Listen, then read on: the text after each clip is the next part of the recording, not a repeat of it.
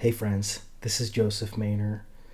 So unfortunately, when I'm deciding to record this video, I have this weird confluence between like natural light coming through my back window here and artificial lighting here.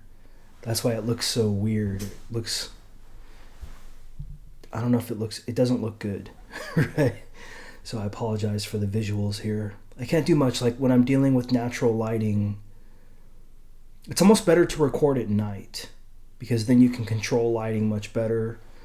Or if you're going to record during the day, do it outside, right? Instead of having this like confluence between natural light and artificial light, which is hard to, like, it blends in a weird way. I mean, I guess it could be, appreciated for that reason, just as a form of discord or a form of chaos or a form of, kind of beautiful ugliness, like Picasso, right? I'm not comparing myself to Picasso, by the way.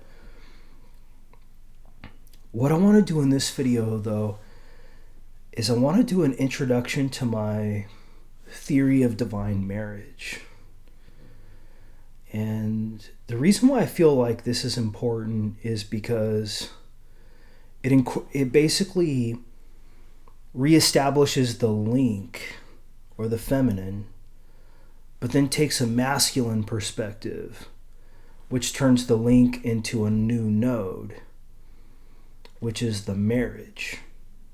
The marriage is a thing, right? Instead of an individual being a thing, or one side of a duality being a thing, the link or the paradox becomes a thing. And this is a really high level to get to in terms of thought and embodiment. I think in terms of thought, you kind of have to hit like stage yellow. In terms of embodiment, you have to hit stage teal. Probably thought 2 and stage teal. So I have a couple of new spiral stages that go beyond turquoise. Coral, teal, mauve, emerald, right? Just those. We can focus on those first. So recall for teal, I had 3 elements. The first element was the marriage between the human and the divine. I mean, I think I've exhausted that one in my videos. I mean, the only thing I could do at this point to help in that effort is to make a playlist for stage teal. But, I'm kind of reluctant to make too many playlists because I really just don't want to have too many playlists. It looks like, I don't know. I mean, even if it's your own videos, like having too many playlists, it looks bad, right? It looks like you're spamming, right? Which can get your channel banned or, something like that. So I try not to have too many playlists. The 2 playlists I have are on music. You guys should check those out. One's on non-vinyl and one is on vinyl. But let me give you guys, my intro to divine marriage. This is just my perspective. And whether it resonates with you or not, I mean, who knows? Some of you it's not going to resonate with, right? Because you have a conflict of interest in thinking this way. And I'm going to explain what those are. So, the feminine conflict of interest you're going to have is that, and I'm using this language, I got this language from Leo's forum. Somebody posted a thread that said, "Stuck in the relative, please help me out." Or "help me out, please." Stuck in relative, help me out, please. Well, see, that's the trap of the feminine. But I want to argue, like, this is not, like, just because you think, oh, this is a trap, you're going to become unstuck, and I'm going to be the one who's going to help you become unstuck. Let me tell you, too, see, this is what you guys don't want to hear, some of you, is that stuck in truth, help me out, please. So there's stuck in relativity, help me out, please. And then there's stuck in truth, help me out, please. See, the masculine doesn't lord over the feminine. The masculine is part of a marriage with the feminine, and that's why we have this concept of marriage. And divine marriage is when we're looking at the beyond the human from a feminine perspective and from a masculine perspective. And then allowing two contradictory sides of a paradox to coexist. Namely, the divine feminine and the divine masculine. So what I'm going to have to do in this video is I'm going to have to unpack this theory. But see, this is so clear to me. This is, for a long time, this has been really clear to me. I mean, this is not sage green, it's not sage turquoise. I'm going to explain how I propose a stage teal, which goes beyond coral. But this is so clear to me, you know? I mean, so the least I can do is to try to make a video here to explain this, to see if it resonates or not. I'm actually curious to see if I'm the only one, right, who thinks this way or feels this way. Okay, friends, so this is all by way of introduction. Just give me 1 second, I'll come back and we'll do the first part. All right, friends, so welcome back. So, the masculine likes to think in terms of the thing or the node, the individual. The feminine likes to think in terms of the group, the tribe, the collective. And you can see this in the human, which generally speaking I consider to be the feminine, the ground, the root. The divine I consider generally to be the masculine, the crown.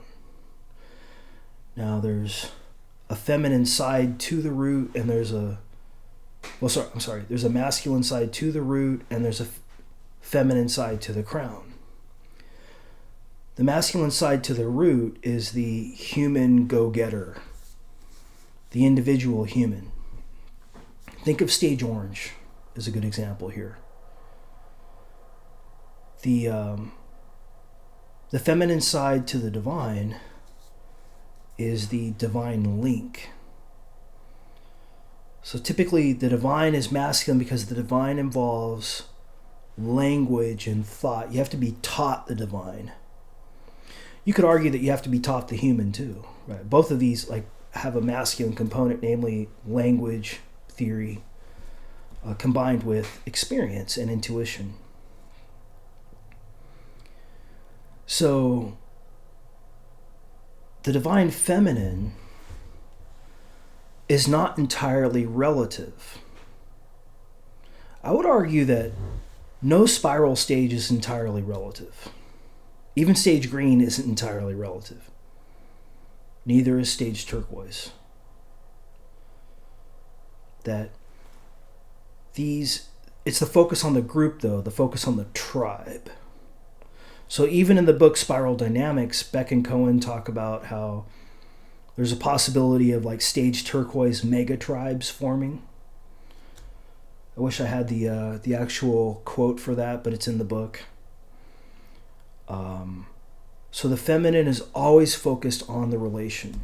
The masculine is focused on the node, on the individual. So when we're talking about the divine feminine, we're talking about the extra human link, or the beyond human link. Some people frame this as love.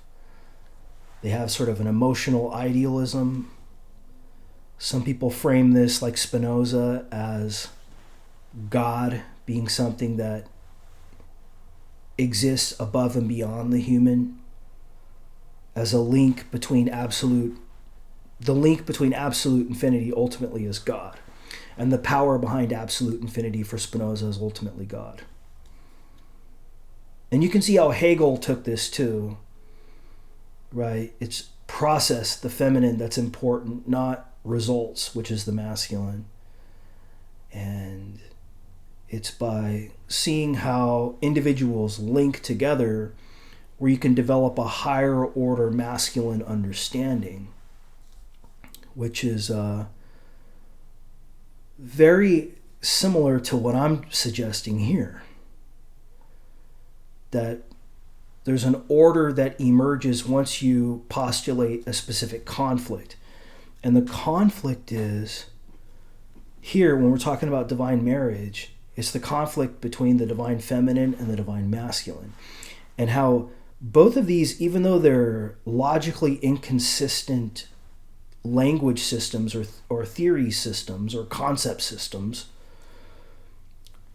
the idea that they have a necessary link, which then forms a new node or a new individual, is something that I think is conveniently lost on a lot of people who don't want to think this way, because they think that this gets you stuck in the relative.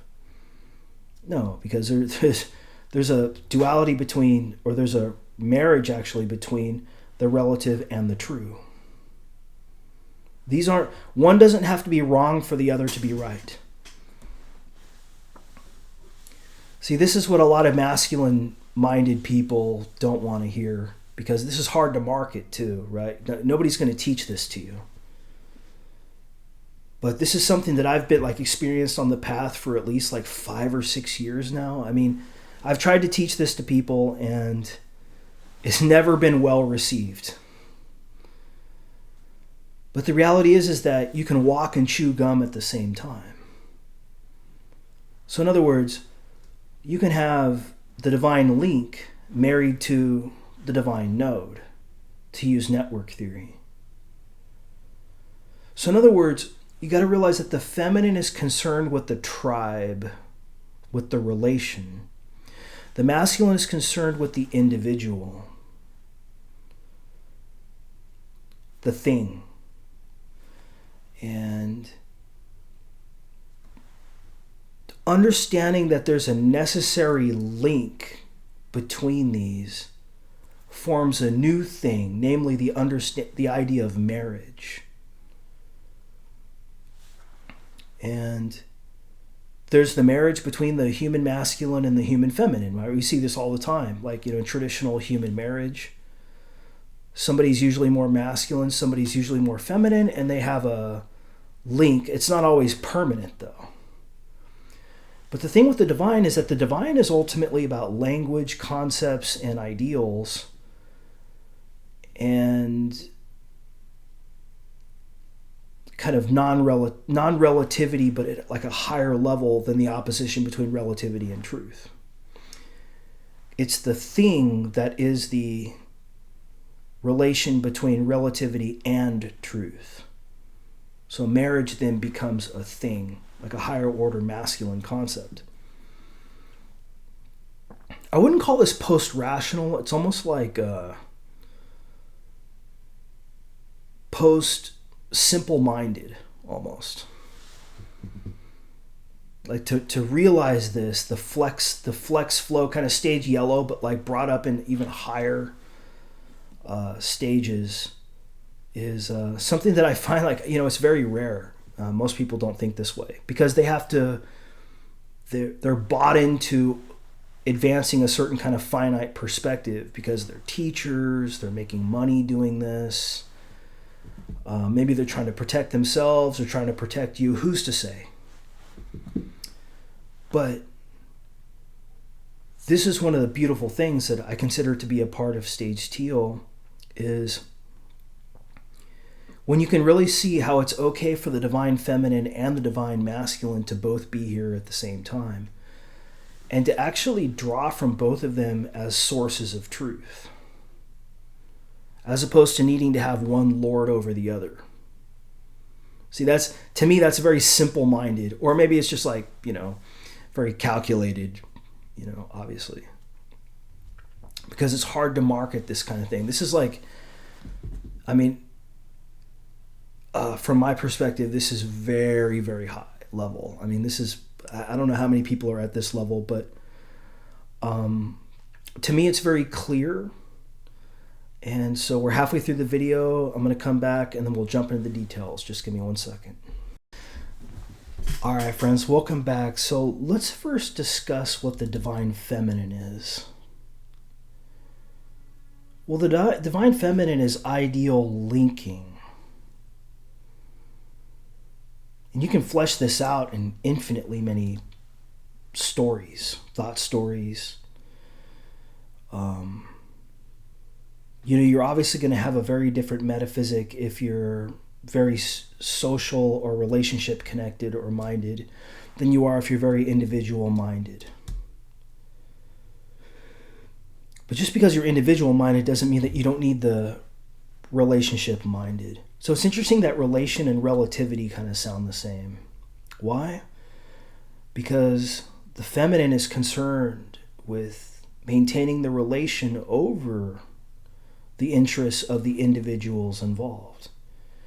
And you can see how this is where we get the concept of ego or selfishness, which offends this kind of thing, because the feminine wants everybody to win with relation. The feminine believes that relation, you can think of love as kind of an idealized concept that tries to point to this. Like everybody here is part of a community that goes beyond family even. So the human feminine is more focused on an egoic version of tribe or link, namely my family, my group, my business, my people. Whereas the divine feminine makes it much more abstract. It's everything that's here has a relation. And the feminine is focused on body, being. And so everything that exists has a link in the sense that it's all part of a whole, a connected whole. And the reason why everything is relative is because it comes down to perspective. You'll notice this, that you can develop a value for the link over particular nodes. So even though we fight with each other, we still hold the link. This is relationship mastery, which is the feminine. We hold the link despite conflict. The feminine is focused on feeling, on actual experience, on emotion, on holding together relation despite conflict. So like the relation is the order, but it's masculine because the divine is masculine. So the marriage becomes the thing, right? It doesn't, we're not talking about human marriage where 50% of all marriages end in divorce. We're talking about a necessary marriage. That's what makes this masculine. The divine is masculine. Even the divine feminine is masculine. Because it's an ideal, see, as much as it is a real. It's actually just kind of interesting how maybe the ideal and the real have a wobble. Okay, so in contrast to the divine feminine, the divine masculine is stuck in truth, the absolute truth, right? The divine masculine wants one side of a paradox to be wearing the pants over the other side. This is the issue with Advaita Vedanta. The idea that consciousness sits up over everything else, sits up over hierarchy, sits up over the human hierarchy. The masculine wants to find an efficient way to get the one right answer in the divine. And the masculine believes that there's a way to find absolute truth that liberates the individual from the link. And so you can see this in stage coral in Advaita Vedanta. I mean, stage coral is one of my extended stages. I mean, spiral dynamics only goes up to stage turquoise. So I consider stage turquoise to be divine feminish, stage coral to be divine masculinish, and stage teal to be the divine marriage here. And this is a different solution. So instead of, let's build up a statement. Stuck in the relative, please help me out. Or help me out, please. Stuck in the relative, help me out, please. This seems like somebody who's like languishing in the feminine, right? Or, maybe somebody in stage green or stage turquoise. In contrast, stuck in truth, help me out, please. This is somebody who's languishing in stage coral or stage orange or yellow. It's this idea that that we can use this term truth to extend into a bunch of divine areas versus just human areas. Like, I have a certain date of birth. There's a certain amount of money in my bank account right now. The integral of sine is something, right, in mathematics, or, it's such and such degrees Fahrenheit or Celsius where I'm sitting right now, or, there's some kind of an answer as to, some kind of question in organic chemistry or something along those kinds of lines. But it takes that very contextual concept of truth, meaning like alignment, or just meaning like an intersection, almost an intersection between thought and experience, and it tries to apply it to the divine. Like, I have the one right answer regarding truth, and I'm going to help you out of relativity. I'm going to argue that the highest this goes is stage coral. And maybe that's what you want to teach people. But I'm just telling you, like, from your own personal development, I believe, and I could be wrong. I mean, I could just be delusional. I could be, some kind of dummy or something like that. I would say, sometimes you wonder, right? There's a possibility that you could be very wrong, or you could be insane, or you could be whatever, right? Your intuition is not chained to something, right, or whatever. But I would argue too that there's a conflict in interest in not taking this position because this doesn't sell yet. I believe that it will sell eventually, because you've got to be able to get beyond the linearity of the conflict between the divine feminine and the divine masculine. There's got to be a marriage that emerges as a new node. So what I want to do in the last 5 minutes of this video is elaborate a little bit more on that and then do the conclusion. So just give me 1 second.